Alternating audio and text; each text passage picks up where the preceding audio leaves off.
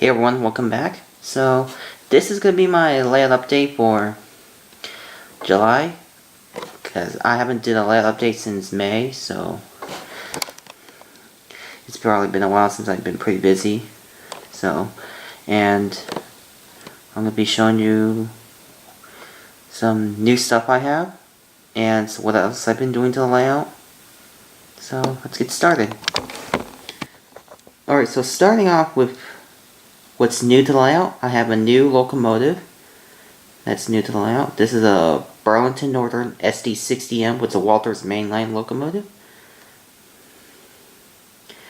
It's a really nice locomotive, but even though it doesn't have that much detail on it, like it doesn't have MU hoses, it's got some grab irons or and all that stuff, and no ditch lights, but still a great looking locomotive for a budget friendly price.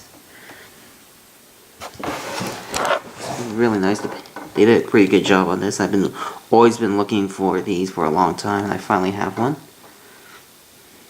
Looks really nice. I really love the American flag they put on there.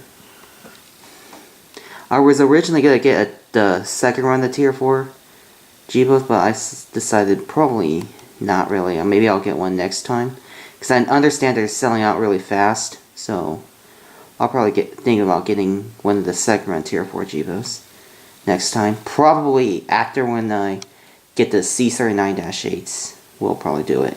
Depends on what they have left in stock. So, this is my newest locomotive. Really nice locomotive. Burlington North 9289.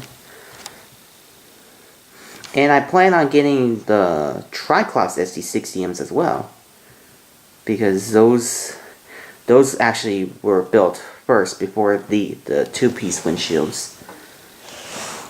So this is obviously a phase 2 SD60M.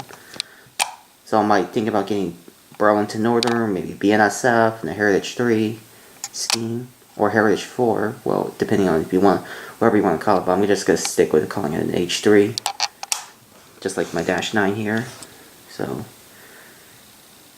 and also maybe Norfolk Southern, but who knows? Well, yeah. So my newest locomotive is the BN SD60M. Moving on, I also have a new rolling stock. This is a FMC hopper that's by Athearn. This is BNSF with the Herod logo instead of the swoosh logo. So I got this one. I think this is a previous run that was released a couple years ago. It's a really nice car. It's a perfect car to add to my BNSF grain train that I'm going to be making.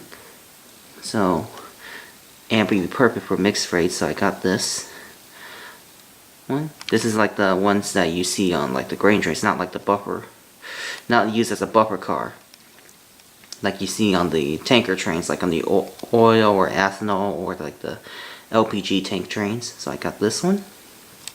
It's a real nice car. I think they did a good job on this. And yeah.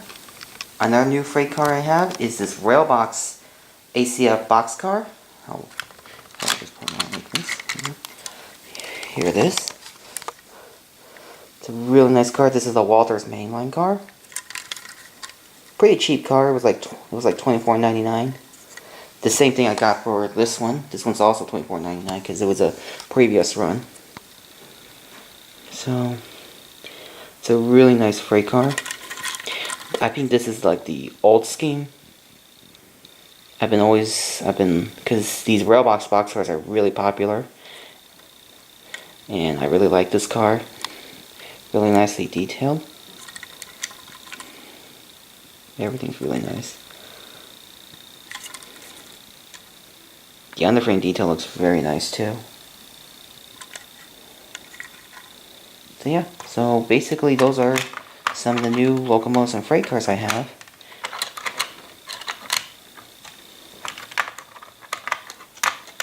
So yeah, that's basically it. I have the new locomotive with my SD60M, and the two freight cars is the BNSF hopper and the Railbox boxcar. So yeah, that's all. Those are all the new stuff I have. So yeah. that's out. Alright, so one of the few things I've done to the layout is that I took out all the 18-inch radius curved track that was here recently and replaced them with 22-inch radius curves because I was only able to find nickel silver Bachmann Easy track. So I think it turned out really nice. Here, I can show you a full view of it. Looks really nice.